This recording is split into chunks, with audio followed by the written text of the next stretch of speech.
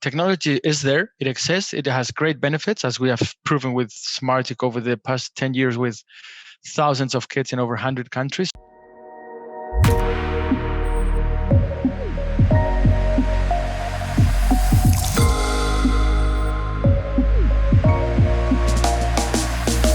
What is up, everybody? And hello from planet Earth. I'm your host, Philip. Most of you'll know me as Phil, and this is the Future Minds podcast. Simply the best podcast out there, covering all you need to know in edtech, online learning, the digital economy, and what's being done around the world to shape the minds of the future.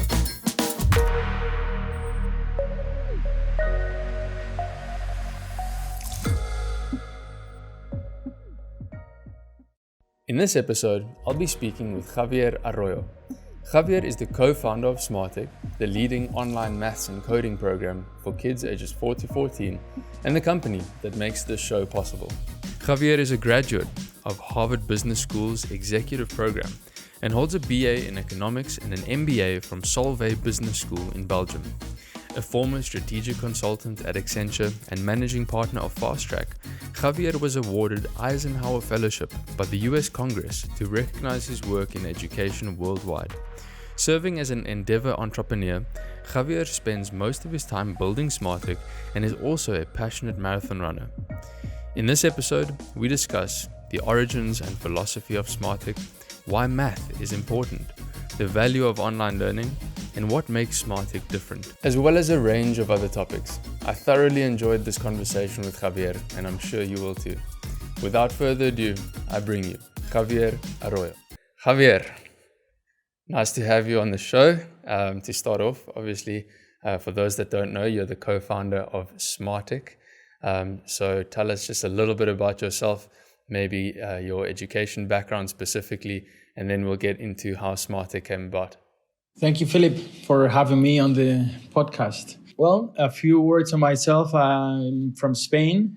I have studied in 4 different education systems. I went to a German school.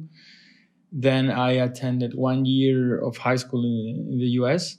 And then I went to college in Spain. And then I was exchange student for 1 year in Germany. And finally, I studied an MBA in Belgium. So that's on the education background. On the professional background, I started my career in Luxembourg, actually in investment banking. Then I moved on to the European Federation of Investment Funds in Brussels, where I stayed for 3 years. And then I went back to Spain after finishing my MBA. I went back to Spain to start working in management consulting at Accenture, where I moved on from management consulting. I moved on to I joined a startup which had started a few months before, in sports management consulting. And then I joined Daniel to co-found Smartick. Well, it seems like pretty much a all-star education background, if you really think about it, multiple education paths, if you want to call it that, but then going down the traditional university education, getting an MBA, becoming sort of enthralled in that management consulting world. It seems like sort of the perfect path for any businessman to venture down. But if you had to look back and, give yourself advice, whether you were 25 years old or 30 years old, would you do anything differently, reflecting back on your education? I mean, you are very right. I had what you would call, like the typical corporate career, where you start a multinational company. In this case, it was a consultancy firm. You go through university, MBA, and so on. But then, based on personal reasons, like many of the projects that you start, there's always like a personal reason behind it. And in this case, when Daniel started having nephews in this case, and I started having children, then we started reading about education and started worrying about the education of your family, of your siblings, your kids, and so on. And then everything which we were reading was was like a poor performance of children in education, mainly based on the PISA report. So if I would have to look back, I don't regret my career. I think it was good. I learned a lot at consulting. A lot. It gives you like a very solid foundation and a very good methodology on how to structure and how to approach problems in your daily life, in your professional career, and so on. So I think it's an excellent school. I don't regret anything. And in my case, it was a very good basis to build up a startup project later on. Yeah, and you made reference now to it being a methodology. And I think a lot of people, when thinking about online education programs, don't necessarily think about it as being a learning sort of pedagogy or methodology. How did that come about? Was that something that you initially sort of consciously wanted to approach as, hey, let's not just create an app or let's not just create an online program, but let's actually reinvent and redesign an optimal methodology? I think it's a very good question and a very difficult one. The way we approached it was the following. We wanted to give, and that's part of our vision, but we wanted to give the children a better future. As simple or as ambitious as that. So we thought the best way to give children a better future is to give them a good education. Since being an entrepreneur and working at a startup, obviously you cannot cover everything. So we said, okay, let's focus on math. And why math? Because math is a crucial skill to have for this generation. It is in general, and there are many studies who prove that children who perform well in math, they perform well also in all other subjects. But apart from that, most of the future jobs will be based on math somehow, or we'll have math as a basis, like coding, programming, biotech, data analysis, and so on. So it is as simple as if you focus on giving each child a very solid foundation in math, you are giving them a brighter future. And this is what we thought. When you start a project, you have to be realistic and keep focused. And you cannot cover everything. So we decided let's focus on math. There's no way because there are, it's a huge task. There's no way to change the traditional schooling system. It's very difficult, even if the methodology is out of date, or even if they have not incorporated technology as they should have or as they could have. It is a huge task for a small startup. So we decided we couldn't. That was too much for us to try to change the school system.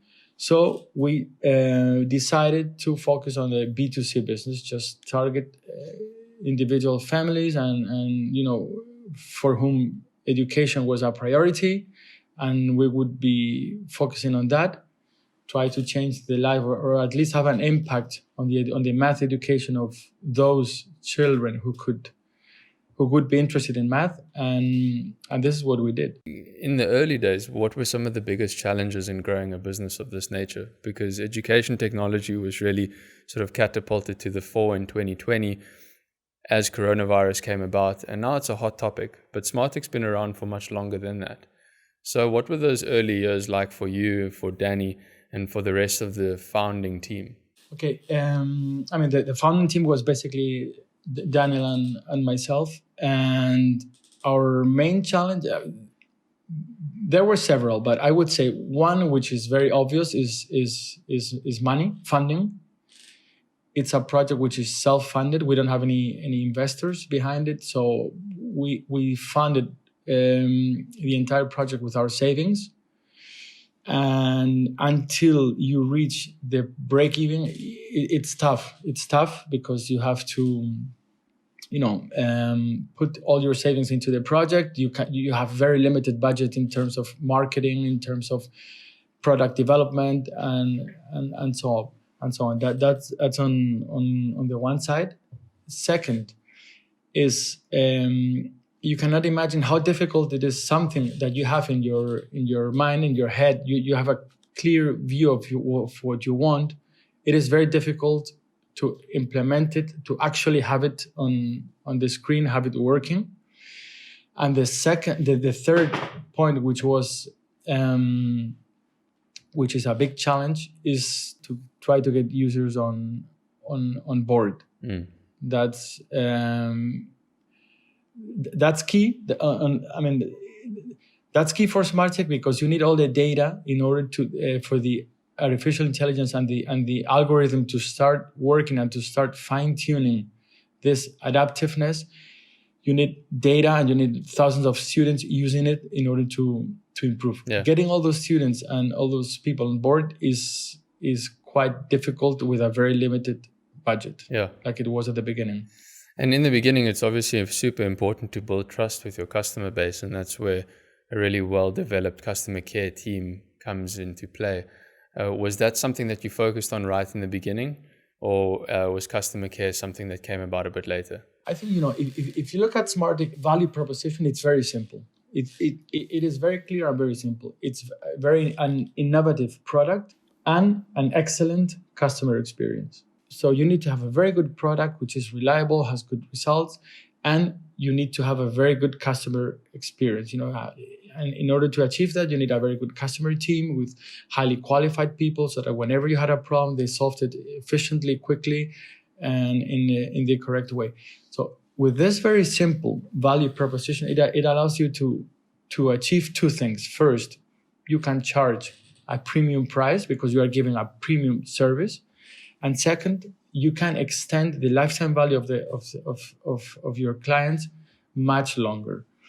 So, in general terms, I think there are three keys. One is you need to have an excellent product, you need to have an excellent customer experience, and you need to have a very good team, made of very talented people, committed, and so on. So I think those three are the key pillars of Smartick. Yeah, and in my time working with Smartick, I've obviously had a look at the way that the team has been built, but what's really impressed me, and I think what goes unnoticed for many customers out there, is the dynamism and the strength of each individual in the Smartick team itself. I love the fact that it seems like everybody is there not just for a job, but for far more than that. There's a much bigger vision that sort of has worked its way through the entire team, and everybody feels a level of responsibility towards building and improving on what Smartick already is. And I think one of the things that's testament to that is the Smartick head offices. So maybe you can just tell the listeners a little bit about the head office setup. Well, the head office setup, it's an old house. Actually, it's the house where my co-founder Daniel, he used to live until he was 8. The head offices is based in Madrid. Then he moved to the south of Spain to Malaga. So it's a big house. So when we decided to start the project, just at that time the house was empty at that time. So we made a little refurbishment. It's a house in outside Madrid. It's a quiet neighborhood, nice garden with a swimming pool. We have sports facilities in the basement, so that people willing to do Pilates or willing to play table tennis or willing to practice some sports, they can do it, and we value that a lot. And as you said, for us, both of us coming from management consulting and investment banking. In the case of Daniel, he used to work at private equity. Those are very, very tough, very competitive environments where the working atmosphere is not given the value it should. So whenever we decided to start with Smartick, for us it was a priority that the working atmosphere was excellent. That people would be like really motivated to come to the office every day. They would be comfortable here. They would love it here. They would be committed, and they would feel the project as their own. So for us, in that case, the office is very peculiar. It has nothing to do with a traditional office in an office building, in the center of the city. But we like it here, and it's part of our identity. Yeah, and makes Smartick feel like a family. Because it's no longer a startup. I mean, Smartick has been established as one of the leading education technology methodologies and businesses across Spain, growing aggressively in Latin America, and now entering into the English-speaking markets. So that transition from startup to sort of medium-sized business, as you slowly approach that 100-employee mark, which will probably be reached in the coming year or two. How has that process sort of felt to you, moving from startup phase into larger corporate phase, but still maintaining a lot of that startup culture and that startup mindset, which has been core to the way that we've adapted and the way that we've built ourselves into some of the markets? Yeah, that's an interesting question. We grew fast, and within, I would say, a limited amount of years. So we grew fast, and it has been a transition which has been very, very smooth, actually. Smartick has a very horizontal organization, way of getting organized. It's hierarchy. It is not part of our culture. We try to push even the youngest employees without any previous experience. We try to push them to be proactive, to have initiative, to propose new things, to dare to propose new projects, to challenge any pre-established or any predefined ideas, any predefined way of working. And it has been like this since day one. We try to maintain that and keep that spirit. Obviously, as the company grows, as the number of employees grow, we have to. The procedures get more and more complicated. You need to have more coordination tools, more project management tools in place, more, have more rules, more procedures, and so on. But, in general term, the spirit, it is, and it will be always a startup. And it's a very lean organization. Everybody is asked and is expected from everybody to give their opinion, to propose new things. To, as I said before, even though we are growing, I would say Smartick is still a startup. We've been for almost 10 years in the market. We have obtained great recognition and awards from the education community, from like Harvard, the MIT, Oxford University, and different awards and different recognitions from the education community and from the business community too. But we still maintain that spirit that we had at the beginning. Yeah, it's amazing to hear. So shifting gears a little and coming back to Smartick, I think a lot of parents that may be listening to this are really just asking themselves one question, and that is, how can Smartick help them, and how can Smartick help their kids? Now, in the context of a pandemic, in the context of a world where lockdown has become a norm, how does Smartick benefit kids aged 4 to 14 from the perspective of one of the co-founders? Smartick, and especially under these circumstances, but in general term, Smartick is a great tool for parents to have their children mastering math. And why? For several reasons. First, it's a very short period. It's a very short amount of time every day. It's only 15 minutes a day, which is very feasible to squeeze it into the children's agenda.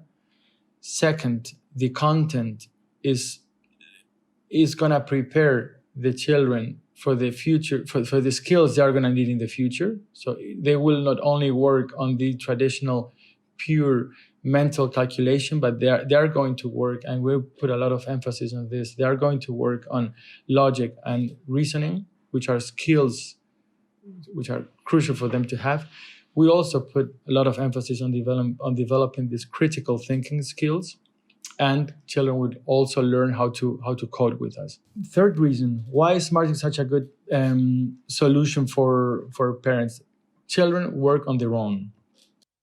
They don't need the help of parents. The program is so well sequenced, and it adapts so well to the children's learning style that children do not need their parents to support them, to explain new concepts, to sit next to them, to work with them. So the children, they learn on their own. Parents, can do whatever they need to do, especially during this lockdown period.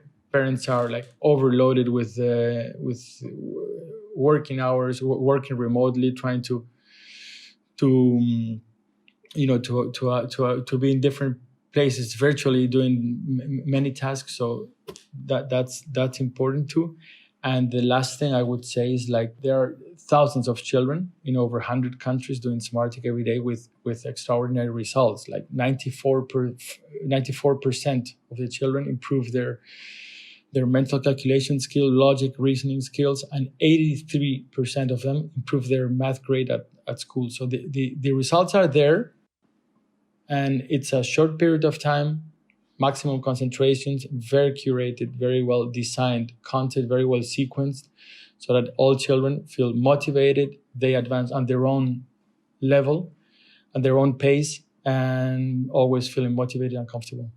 So you have kids. Your kids seem like they're just sort of out of that age range that would be using Smartick right now. But, given what you're doing at the moment, what are you doing with your children? Have you decided on helping them to determine a career path, or is this something that you've left up to them to decide themselves as a parent? My children are now 17 and 15.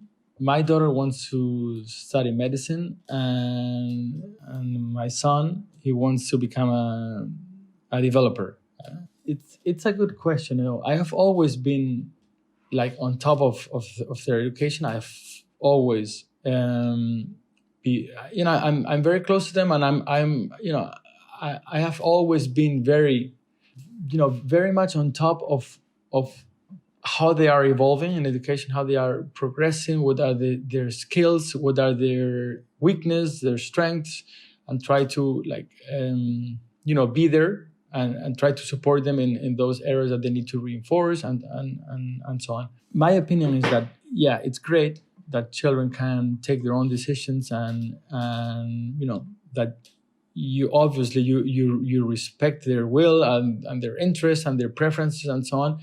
But you have to be there. You have to be there. You have the experience. You are much older than them. You know what life is about. You know what the professional market is about. You know what is life about. You know that at the end of the day you want to be happy. So you need to do what you want. But I think some orientation, it's always good. It always adds, from your perspective, being a father or being a parent, from the experience of all the years, I think it's a very valuable input that you have to give them always. So you cannot leave them completely free to decide. I mean, I think your input has to be there somehow. You don't have to impose it, but definitely you have to try to help them whenever they have questions. You have to try to guide them. And for many families right now, I think it's a challenging time because parents are conflicted between having to potentially give up on some of their career goals in order to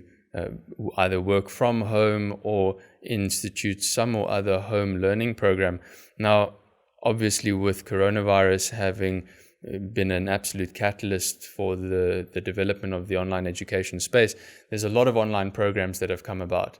Smartick is one of many. Many of them have positioned themselves as applications, some as programs, and some as entire online schools in a way. What differentiates Smartick from some of the other leading or larger edtech programs out there? Yes, there are many differences, but I will focus only on a few. First, as I said before, the content. Any program out there focuses basically on mental calculation and arithmetic. Smartick goes further beyond calculation. So we work on developing this logic and reasoning skills, on this critical thinking, and on this coding skills. And why? The reason is very simple. It's good, and it's great to be able to calculate, for example, to be able to multiply 5 figures in a very quick way, to do it correctly, and so on. But that's only a tool. It's not the goal. The goal of math is not calculating or multiplying 5 figures in very quickly. The goal is to solve a problem. So in order to solve a problem, obviously calculation, it's a tool that you have to master, but the goal is to solve the problem. So you need to calculate right. You need to understand the text. So you need to have some good reading comprehension skills. You need to be able to discriminate between relevant and irrelevant information. You need to link different parts of the problems, and so on. So math is much more than calculation. So on the content side, Smartick is much richer than any other program out there. On top of that, we are let's say a live tech program, and it means that every 5 weeks we upload a new release. And these new releases they bring new content, new features, improvement in the user experience, aspects of the website, of the program, and so on. So it is a live program, which allows us to incorporate the very best of the world methodologies which are out there, which are working, having great results, such as the Singapore method, the Dutch abacus, Montessori cards, and many things. So Smartick is like it gathers the very best of the global methodologies which are out there. That was the first point, the content. Second, the adaptiveness. Smartick is AI based, which may sound like very futuristic, but it is. With the AI, we do the following. It's as simple as that. We run first an assessment test, which allows us to know exactly, with the highest precision possible, what every student, what do they master and what do they don't master. And that's important because based on this assessment, we designed a very unique and personalized study program for each child. And not only that, AI allows us to go much further than this. It allows us on real time to adapt this predefined, which was already unique and individualized and personalized, this study program. It allows us to adapt it on real time depending on how the child is performing. So depending on their learning style, depending on their learning pace, and on their performance on the go. So if they answer one exercise incorrectly or too slow, the next one it's going to be more difficult. It's going to be, it adapts.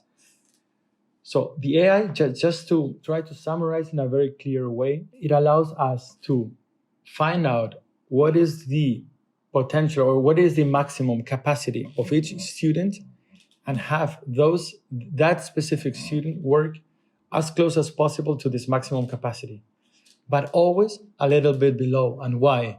The reason why is that we are a big fan of positive reinforcement.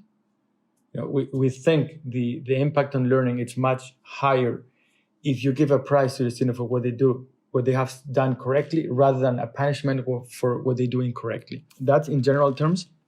And specifically in math, it has a great impact. Imagine, one day, this on a daily 15-minute session, most of the answers would be incorrectly. The impact on your self-esteem, on your motivation, and so on is huge. While if you do it the other way around, you most of the questions that you ask them, they know the answer, but still it is a challenge. So in order to draw this very thin line, which is very difficult between, they have to make mistakes, otherwise they wouldn't be learning. But you cannot have them, you cannot present them with content that they do not master at all and have constantly making mistakes. So the adaptiveness, it's the second big argument of Smartick, and the third one is pure logistics. They can do it from the comfort of the home. They don't have to attend any learning centers. Exercises are corrected immediately. They get immediate feedback, and that way their learning process speeds up incredibly. Parents are informed all the time. They can follow, they have their own website. They can follow, throughout the years, all the exercises, all the answers of the student, how they are progressing, and so on. So there are many differences, but I would focus on those three. Great. So we ended off that last point perfectly. This next question is obviously a question that you get quite a lot, but that is, what does the future of education look like? Well, that in my personal view, and that's something very personal. My personal view is that children need to attend schools. I mean, virtual education, it's fine, and I think it's probably more practical, more useful for higher education, such as university. But if we talk about schools, I think it is good. It is positive. It is very beneficial for children to attend school. I think it should be 100% education model where children attend school every day. But technology has to be more integrated. Technology is there. It exists. It has great benefits, as we have proven with Smartick over the past 10 years with thousands of kids in over 100 countries. So it's there. It works with great results, but it needs to be somehow integrated into the education project of the school. What does it mean? That teachers will always be there, and the passion, the love for a subject that a teacher transmits to their student could never be replaced by any machine. But what a machine can do is to personalize the training individually for each student in order to obtain the maximum out of each one. So there has to be like group lesson to explain new concept and so on, but then the practice should be done individually so that each student can feel comfortable and can feel motivated. Those who are more talented can advance much more, and those who struggle with math in this case, with very personalized methodologies such as Smartick, you pull from them and you bring them back to the average level. So this is the way I see the future of education. Yeah, I think there's sort of this school of thought that says, technology is going to displace everything and teachers' jobs are under threat. But I don't think you hold that view, and I think any sort of rational professional educator or entrepreneur operating in this space would say the same thing, that we do still need educators to provide everything that the machine can't, but that sort of hybrid model where the machine is used to facilitate, improve, and scale fundamentally everything that a teacher is good at, and replace and aid at everything that a teacher is perhaps not so good at, that's sort of the perfect balance that we're aiming to walk towards over the next coming decade or so. So specifically with regards to Smartick, what are the future plans for Smartick? At the moment, it's a world-class maths program. It's got a coding component, and we've just introduced the reading comprehension in Spain, in Spanish obviously. What does the future of Smartick look like in both Spain and then potentially worldwide? Yeah, that's a very good question. And the future of Smartick, it relies on two fronts. First is to increase the program portfolio. As you said, we recently launched the reading program in Spain. It will be launched by the beginning of March in Latin America, and then we will continue to roll it out. We are also progressing and advancing very fast and developing more content, much more content for Smartick coding. Also, we are working on improving and increasing the content of Smartick Brain, which is those scientifically designed games to train cognitive skills such as memory, attention, concentration, and so on, which are also key for children. That's on the product side. And the second growth driver for Smartick is to continue with its international expansion. We recently launched a few weeks ago Brazil with a Portuguese from Brazil version. That's a huge market for us. Continue growing in Latin America. We are very strong in Mexico, Colombia, Peru, and Chile. And obviously continue growing on the English-speaking market, mainly the US, UK, and South Africa. Some of the challenges faced in, for example, building a program in a competitive environment like this, are there other opportunities in the education technology space that you think Smartick may pursue down the line? Or is it something that we say, hey, let's focus on maths, build the best maths program there is, let's take it step by step, build the best coding program, build the best reading program? I guess the question that I'm asking is, is this a step-by-step play over time?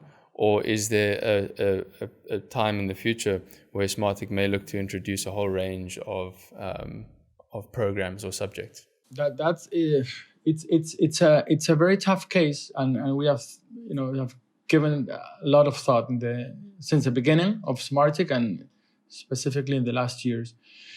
We are of the opinion, Daniel and myself, that we should focus on being the best world program in a niche market, which is like primary school 4 to 12, 14, in math and reading, rather than to try to cover the whole range of subjects. And why?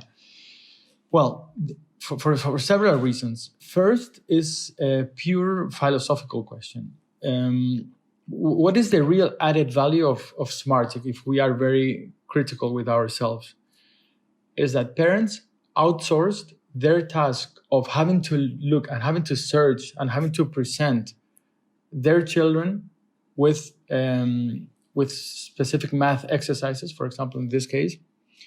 So they would have to go on the internet, look for exercises every day, come up with a whole bunch of exercises, correct them, and so on. So parents know this great program, which is called Smartick, is intelligent, adapted to their children, and they know they improve a lot at school and they have great results. So they fully rely on Smartick and they outsource this task to Smartick. But Smartick hasn't reinvented the wheel. I mean, the content of math for primary school, it's there, it's universal, it's international. So, it's very basic. It's addition, subtraction, multiplication, division, fraction, and so the added value of Smartick is to know exactly when and what to propose to each individual student. So this philosophy, it works in math because the knowledge or the learning is very sequential. So you learn first how to, you learn addition, then subtraction, and so it's very well sequenced, but it wouldn't make the sense in other subjects. For example, in history, you can study the Romans and not have studied the Greeks, or you can study the Middle Age and not have studied the Romans. So, and it is not so much applicable to other subjects as it is in math. Yeah. And the second reason is why should we focus on what we are doing, like reading, math? Those are the two pillars of primary education. Or let's put it in a positive way. If your child masters and is very good at math and is very good at reading comprehension, he's going to be successful in secondary school and in high school and at university. And the third thing is that since the added value of Smartick is knowing what to present exactly and at which pace to each student, it makes sense up to a certain age. So it wouldn't make sense to go higher into a higher education, because at that age, a student is fully capable of going on the internet and he's got an exam in 2 weeks. There are thousands of websites and apps with free exercises, and they are perfectly capable of searching for the right content and doing exercises. So at that age, for children, from 14 to 18. And if they are not able to do that, we are talking about different problems which Smartick cannot solve. So Smartick, it makes sense at that age and at those specific subjects. So we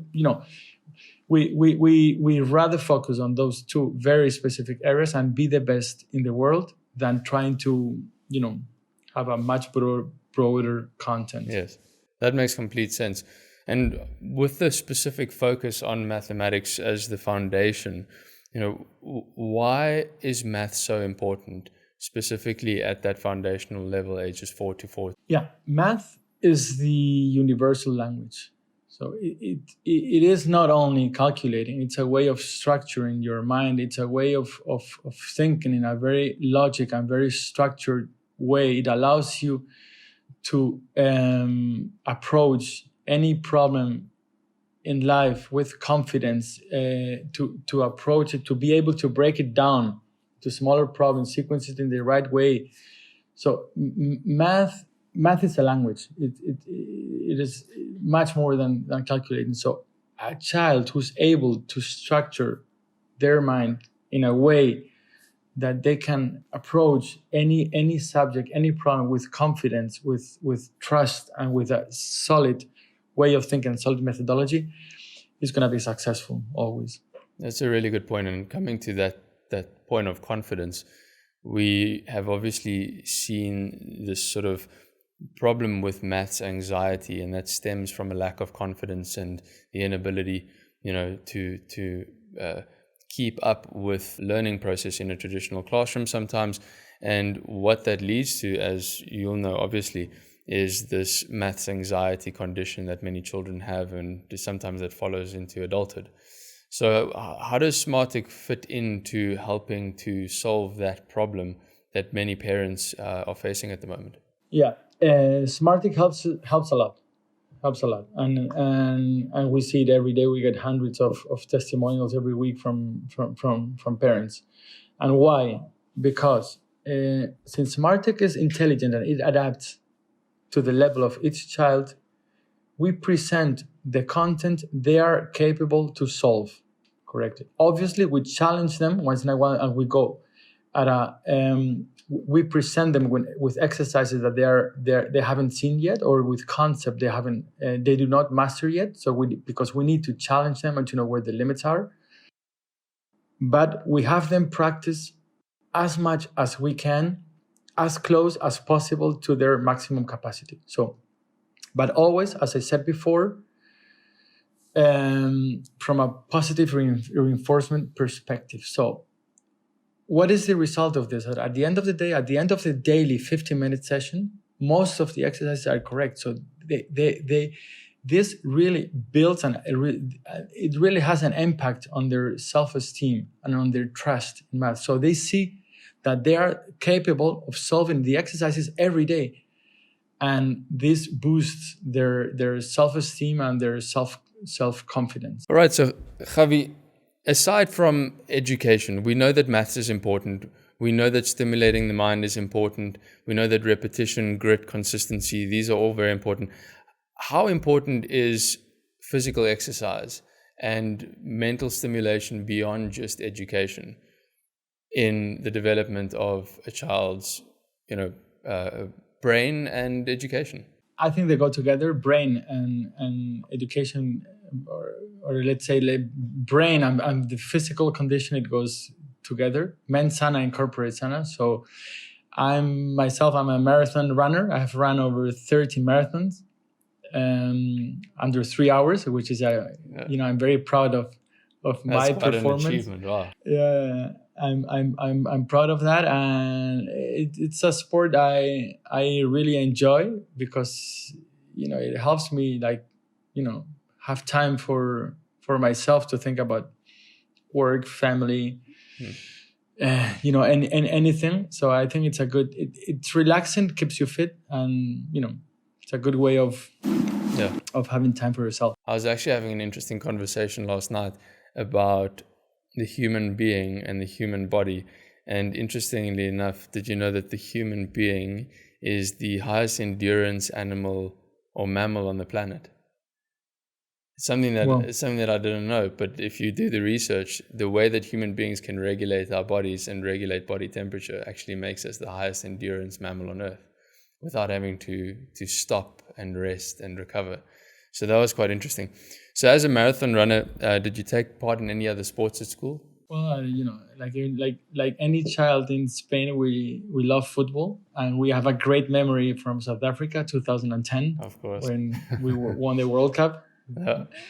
And I love sports in general. I love football, and I love running. So looking at the education system, there's a lot of debate going on at the moment as to what the optimal education model is, whether that's the traditional Edwardian classroom model, online education, blended models, which a lot of private schools, at least in South Africa, are starting to introduce, which is this sort of combination of online and in classroom.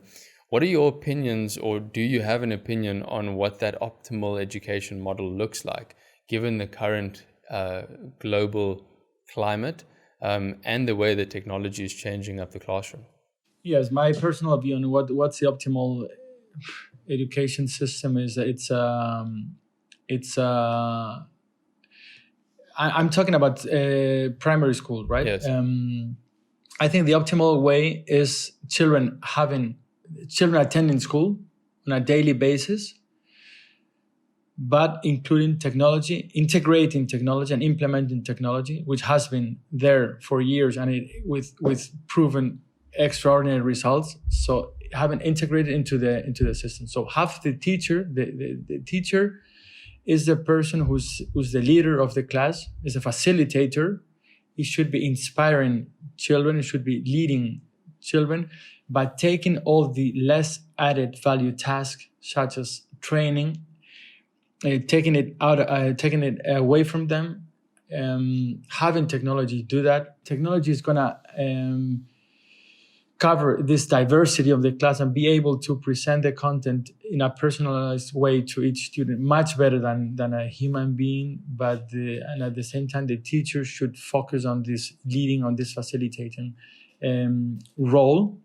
And at the same time, I think education has to integrate somehow this socio-emotional skills and value into the official programs.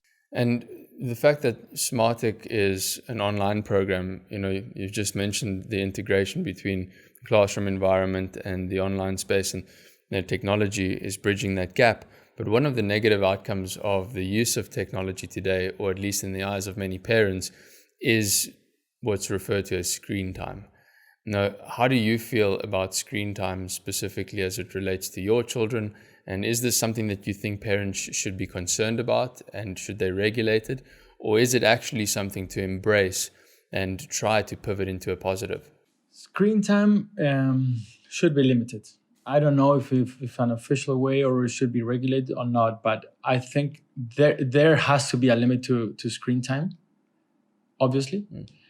And not only to screen time, but to the content the children access to. So what do I mean by that? I mean that technology per se is not good or bad. It's the use that you make of technology which is good or bad. So screen time, if I would tell you your child is going to spend 3, 4, or 5 hours a day in front of a screen, but really learning and really working on educational purpose, that's fine, or that could be acceptable.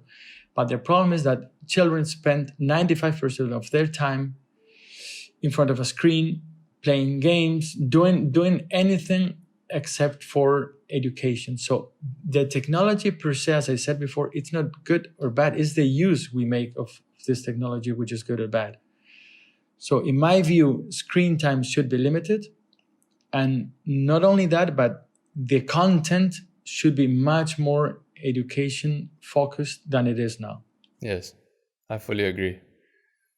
So to end off the conversation, there's a question that we ask all the guests, and you can take your time to answer this the way that you want.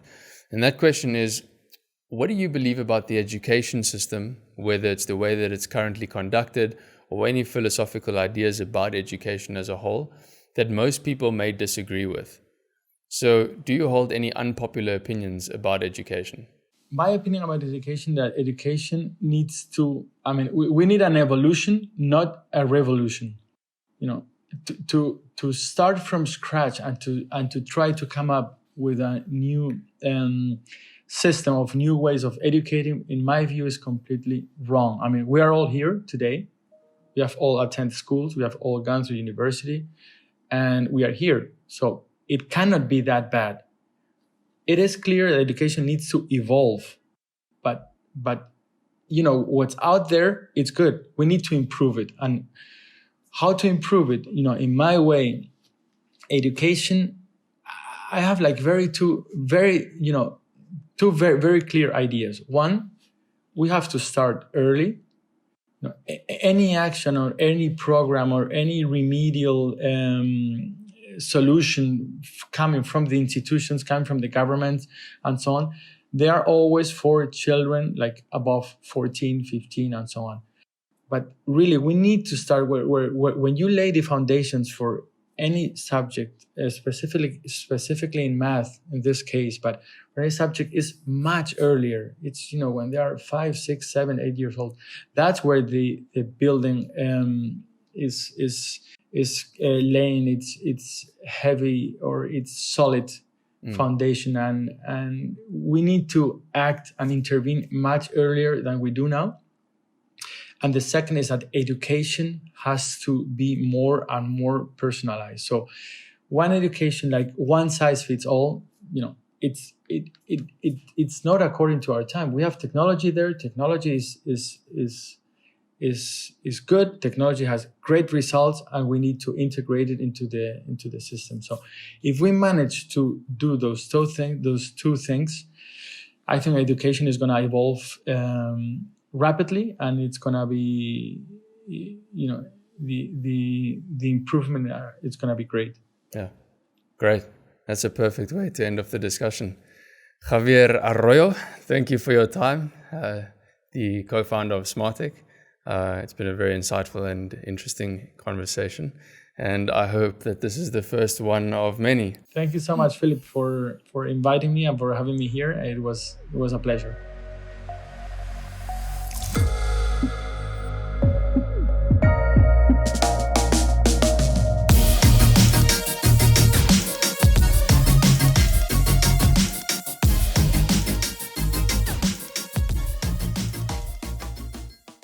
The Future Minds podcast is brought to you by Smartick. Smartick is an award-winning, intelligent, online mathematics and coding program for kids aged 4 to 14. Powered by sophisticated, adaptive AI, Smartick teaches kids math and coding from the comfort of home in as little as 15 minutes per day. For more information, visit smartick.com or download the app on tablet or iPad today.